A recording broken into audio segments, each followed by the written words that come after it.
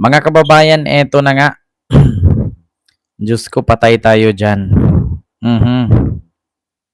Na ito na nga yung sinasabi natin mga kababayan na talaga namang, 'di ba, yari talaga. Mga kababayan, sa totoo lang, mayayari talaga si Alan Cayetano dito. Mga kababayan, kasi bakit?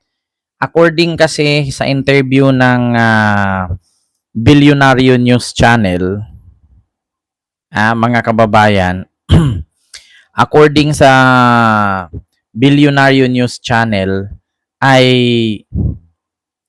sa interview niya kay Attorney Melvin Matibag, mga kababayan, ay nako, marami pong na-discovery, mga kababayan. Maraming na-discovering mga kababayan, maraming na-discovering kakaiba. Nako, Diyos mio, Marimar. Oo. Kakaiba, meron doon nakalagay na inamin ni Cayetano, mga kababayan, na siya ay chairman ng naturang committee noong 2019 SEA Games, ngunit wala ang kanyang pangalan. So ang sabi ng NBI, posibleng gumamit ito ng dummy account. So kung ganun man lang, ay maaaring makasuhan si Cayetano ng anti-dummy. Oo. Tapos mga kababayan, dito sa ginagawang na ang sabi ni Cayetano, siya daw ay chairman sa naturang committee noong 2019 SEA Games, tapos wala siya doon, ay pwede ring makasuhan siya ng perjury. Nako, patay ka diha. At bali-balita ngayon mga kababayan, no, na ito daw ito daw si ate ay magre-resign. Na patay ka diha, mga kababayan. Ako, magre-resign daw di umano itong si Big Ate. Nako, si Hingal, si Ate Hingal. Oo, at si Ate How are you? Si ating kumusta? Kumusta ate?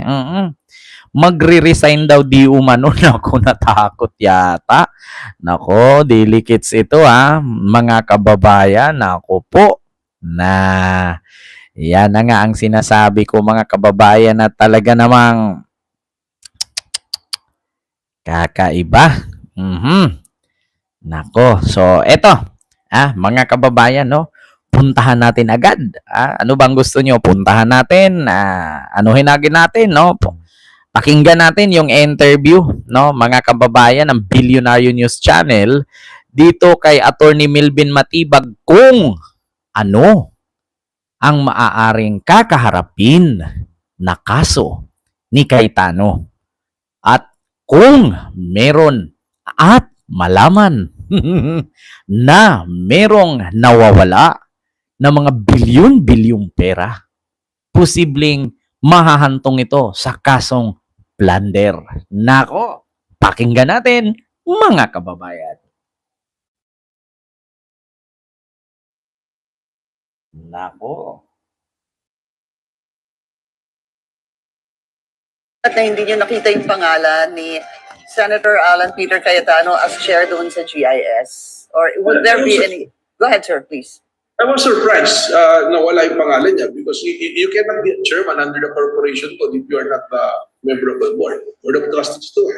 So, pag tingnan po natin yung GIS dyan, and if it's not accurate, there's a possibility of violation already, that is perjury. Kung naman po... Ayan na. Ayan na nga ang sinasabi ko mga kababayan, na hinahanap daw ng NBI yung pangalan ni Cayetano, kasi ang sabi ni Cayetano ay siya daw yung chairman ng committee noong 2019 SEA Games or Asian SEA Games. Ngunit nung hinanap ng NBI, wala daw di umano ang pangalan. Nako, patay ka diha. Wala ang pangalan, so maaaring mahaharap siya dito sa perjury. No, perjury. So pangalawa, chairman, tapos merong mga nalagay dyan, hindi sila talaga yun, that is anti-dummy naman po. So halimbawa, inamin ni Cayetano na siya yung chairman. Tapos ngayon, doon sa papel, hindi siya miyembro. o baka gumamit siya ng representative, no? So pwede daw siyang makasuhan naman ng anti-dummy law. Nako, patay ka diya. Dalawa na. Una, inamin ni Cayetano na siya ang chairman at kaya niyang panindigan. Na talagang malinis at maganda ang SEA Games noong 2019. Ngayon, mga kababayan, noong inimbestigahan ng NBI, wala ang pangalan ni Senator Alan Cayetano sa naturang listahan. Kaya ang sabi ng NBI, maaaring makasuhan siya sa kasong perjury. Nako po, hindi maganda yung mga ganyang kaso. Continue. Okay. And hindi po na sila talaga yun. That is anti-dummy naman po. So, there's a lot of questions. Okay. And hindi po natin pwedeng sabihin na pag pinatawag, ikaw na kagad yung may kasalanan o may pinabibintangan. We are calling para po nga pag-finding yan, para we have to ask questions kung bakit po nangyari yung mga gano'n. Ano po.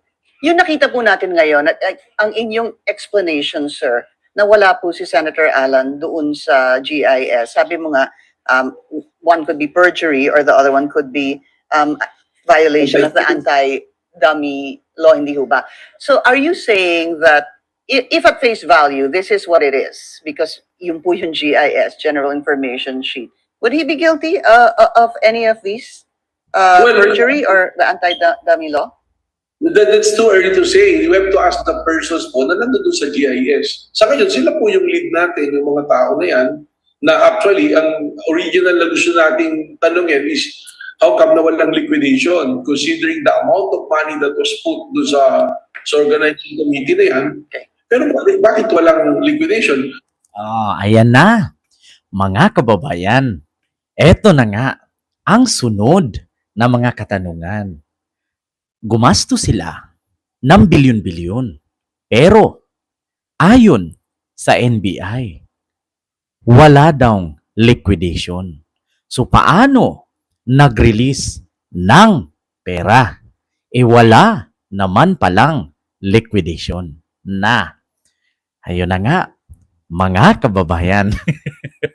Baka sabihin nyo, kamag-anak ba kayo ni Atty. Ligutan? Kasi pareho kayo ng buhok sa ngayon.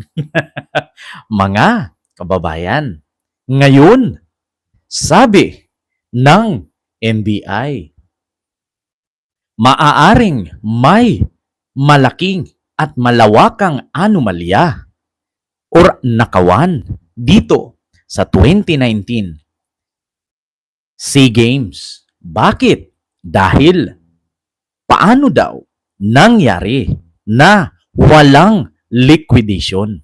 Nako po! The GI submitted by Pisco, yun po yung mga pangalan, and there be to answer the questions that we will ask. Nako, patay ka diha. NBI flags possible perjury over PESCOG. PESGOC pala.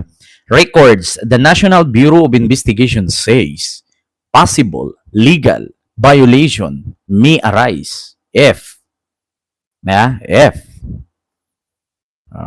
Nako. Ngayon, mga kababayan, paano ito ipaliwanag habang si Alan Cayetano ay nag-iingay na hindi pa man naibigkas ang pangalan niya? Patay ka diha. Ito, pakinggan natin ang sunod na balita. Mom? God, what happened? You look. Yeah, I know. Mom, who is Hindi raw dumaan sa auditing ng COA ang bilyon-bilyong pisong pondo na ginamit sa 2019 SEA Games. Hindi dumaan sa liquidating ang naturang pondo na ginamit sa 2019 SEA Games. Nako, ano kaya ang sunod na mangyayari? Ayon sa balita, mga kababayan ko, mga minamahal, naging naging guilty ang naturang magkapatid. Kasi bakit? Hindi pa naman pinangalanan ang kanilang pangalan, umaaray na. Di umano. Patay ka diha. Kay NBI Director Melvin Matibag, may aligasyon din umano na nagpasok ng pondo rito si dating Pangulong Rodrigo Duterte. Nako, mga kababayan, nagpasok daw di umano ng pondo ang dating Pangulong Duterte. So ngayon, kapag nagpasok ka dyan, ibig sabihin may kickback na naman. Nako, patay ka diha. Ahensya ang posibleng paglabag ni Senator Alan Peter Cayetano sa anti-dummy law matapos madiskubreng wala ang kanyang pangalan sa listahan ng FISGOC Board of Trustees. Narito ang exclusive Agenda Weekend Report ni Andrea Salve. Malanapoles pork barrel scam kung ituring ni NBI Director Melvin Matibag ang unliquidated funds na pumasok sa Philippine Southeast Asian Games Organizing Committee o FISGOC noong 2019. Sa On Point ng Billionaire News Channel, sinabi ni Matibag na dahil pondo ng pamahalaan ang ibinuhos sa isang privately formed non-government organization gaya ng FISGOC, dapat ay dumaan ito sa auditing process ng Commission on Audit. Nagkaroon po dapat siya ng Blue Ribbon Committee hearing kung saan ang dating Senator Dick Gordon, siya po ang chairman ng committee ng Blue Ribbon noon. So meron na po silang ginagawa report. It's through the speech of Senator Risa Ontiveros, and also there was also a mention that si Senator Ping Lacson noon questioning that, pero for some reason hindi na po natuloy yung hearing na yan.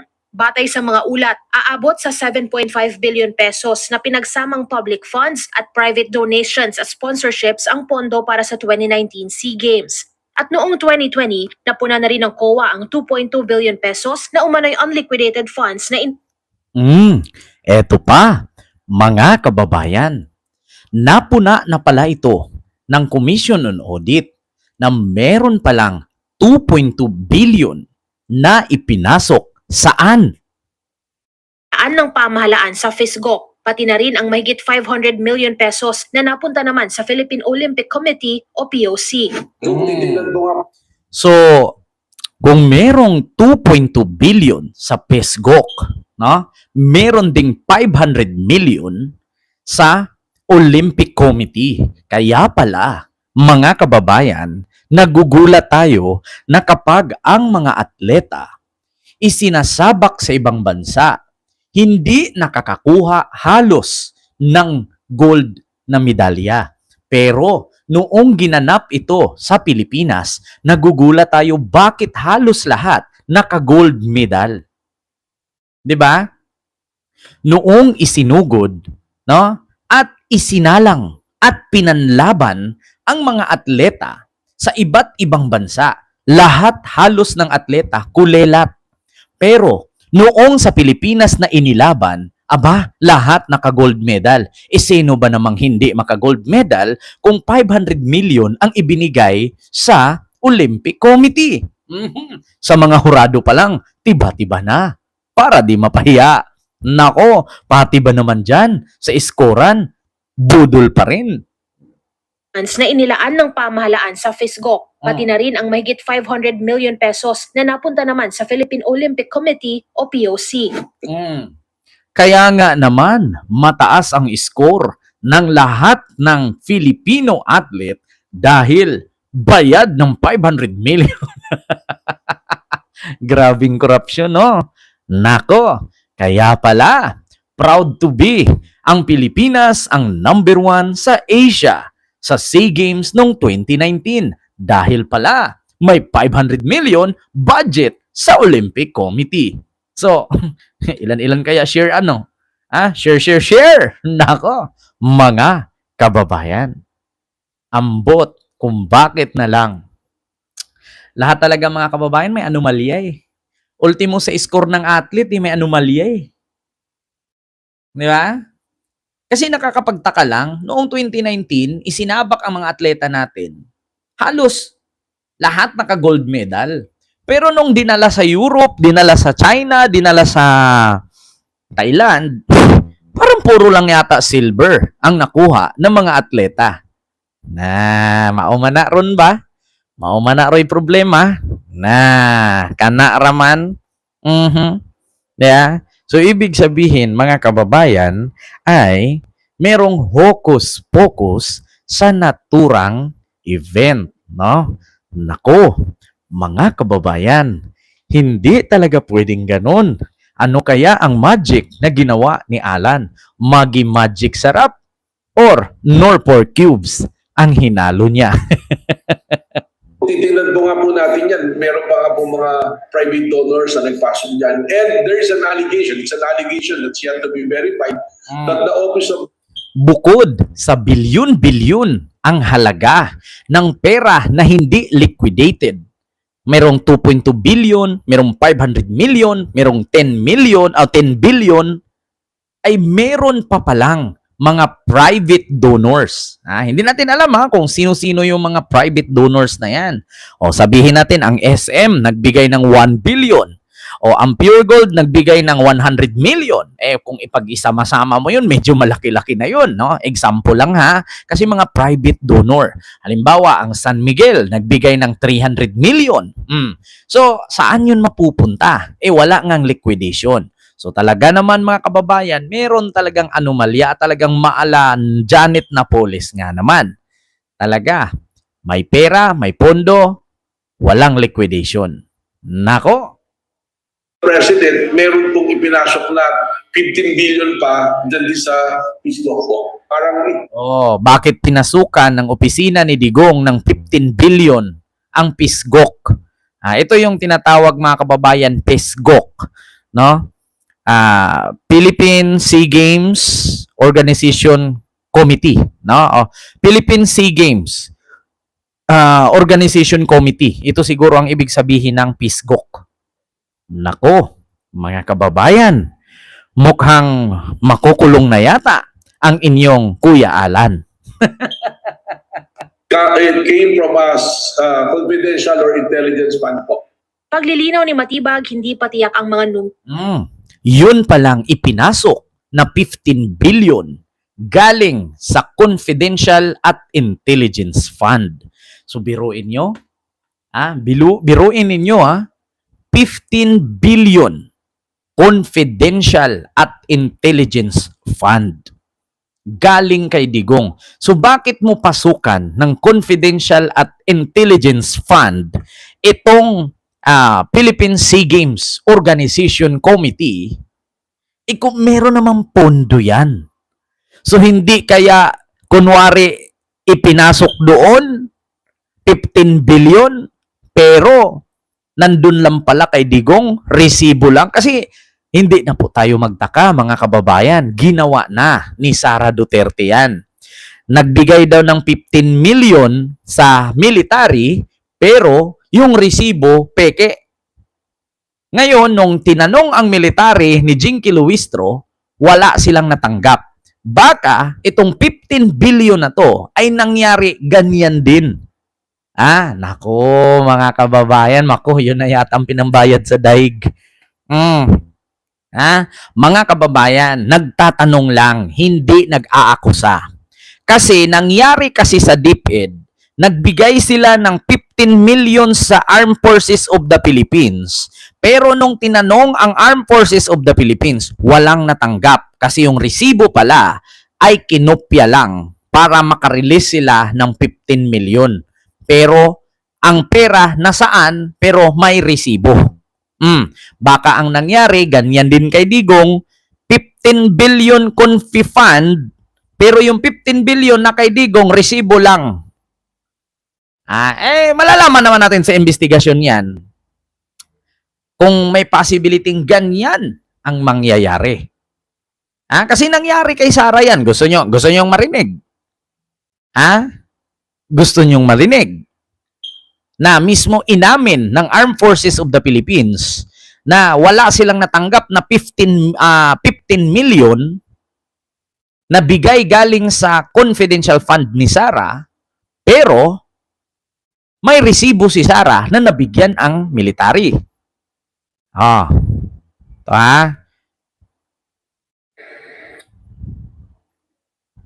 military, fake,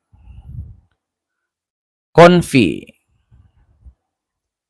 funds, DepEd. DepEd. Pakinggan ninyo Nalabasan mo lang ginamitan noon ng confidential funds ng DepEd sa ilalim ni VP Sara Duterte ang isang Youth Leadership Summit ng AFP. Youth Leadership Summit yan.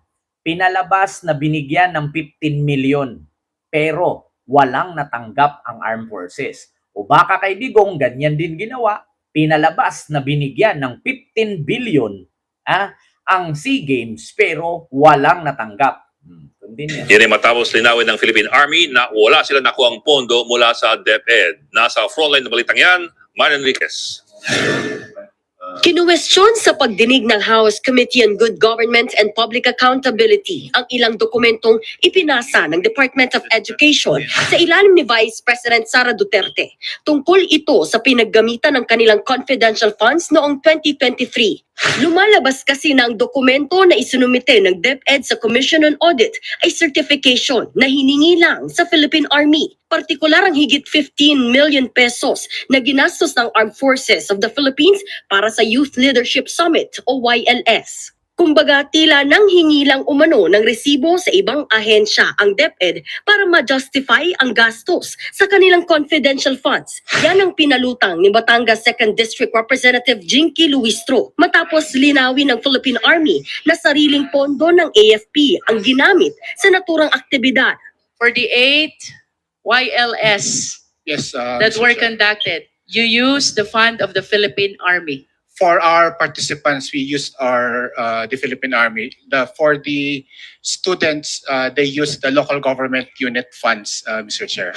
Ayon kay Luistro, malinaw na walang ginamit na pera ang Philippine Army mula sa DepEd. Ang problema pa, hindi raw alam ng mga opisyal ng Philippine Army na gagamitin ng DepEd ang kanilang certification sa ibang bagay. Diyan pa lang impeach na dapat si Sara dyan. Alam nyo na. So may possibility yung kay Digong na ibinigay di umano sa SEA Games na 15 billion, may possibility na peke din yun. Ito nga po natin yan, meron pa nga po mga private donors na nagpasok dyan. And there is an allegation, it's an allegation that's yet to be verified that the Sana mali ako. Mga kababayan, sana mali ako. Sana hindi yan ganyan ang sitwasyon. Yung 15 billion mula sa confidential fund ni Digong na ipinasok dyan sa PhilGOC. Sana hindi katulad sa peking resibo ni Sara sa military. Kasi kung magkapareho na peke ang resibo at ipinasa di umano pero walang pera, ibig sabihin, same pattern, like father, like daughter. Office of the President, meron pong ipinasok na 15 billion pa dyan sa PhilGOC po. Office of the President, kay Digong, merong ipinasok na 15 billion sa PhilGOC. Ngayon, saan kaya napunta ang 15 billion na yan? Nasaan ang liquidation? Nasaan ang resibo? It came from us, confidential or intelligence fund po. Paglilinaw ni Matibag, hindi pa tiyak ang mga numero, kaya ginagawa nila ang investigasyon. Pero sa ngayon, meron na rin umano silang leads. Sa Lunes, maglalabas na raw ng subpina ang NBI laban sa mga dating opisyal ng PhilGOC. Hindi kasama rito ang nooy pinakilalang chairman ng organizing committee na si Senador Alan Peter Cayetano dahil nalaman din ng ahensya na hindi pala ito nakalista sa Board of Trustees ng PhilGOC. I was surprised na wala yung pangalan niya because you cannot be a chairman under the corporation code if you are not the member of the board, board of trustees too. If it's not accurate, there's a possibility of violation already, that is perjury. Kung naman po, he is actually the one acting as chairman, tapos merong mga nalagay dyan, hindi sila talaga yun, that is anti-dami naman po. So, there's a lot of questions. Una nang sinabi ni Cayetano na bukas siya sa anumang investigasyon dahil wala naman daw siyang tinatago. And if they want to investigate, go ahead. But by mentioning the organizing committee of the SEA Games, ako po chairman nun. At paninindigan ko po na napakaganda nung nangyari doon. At kung may anomalya, ako unang magagalit. So, go ahead. Sa ngayon, maaga pa umano para sabihing Inamin. Siya ang chairman pero wala ang pangalan. O, kung meron mang anomalyang nakawan, ligtas na sana siya. Pero ang ginawa niya, kumanta siya. O, parang Marcoleta lang, di ba? Una, sabi, walang nag-donate. Pera ko yan. Nilagay sa sose. Sa salin at sose, hindi nagtugma. Kalaunan, panahon ng kagipitan, inamin na may nag-donate. Si Defensor, si Espiritu, at si Biray. O ngayon, nasaan silang apat? Nandun sa kulungan, sabay-sabay. Diba? Ganyan-ganyan kay Alan. Wala ang pangalan. Safe na sana. Inagngal-ngal. Umamin, siya ang chairman. So ngayon, kung may nakawan, ligtas na sana. Eh ang problema, umamin. Siya daw chairman, wala ang pangalan, pero siya ang chairman. So doon pa lang conflict ni. Doon pa lang, magdududa ka na. Wala ang pangalan, pero inamin niya siya ang chairman. So kung may nakawan, ligtas siya. Kasi wala yung pangalan eh. Ang problema, inamin niya. Hindi pa tapos ang investigasyon, umamin na siya. Tama ba tayo? Mali ba siya? O mali tayo, tama siya? Nangyari na kay Marcoleta yan eh. Paano kasi? Dapat tinapos muna ang investigasyon eh. Bago nagngalngal eh.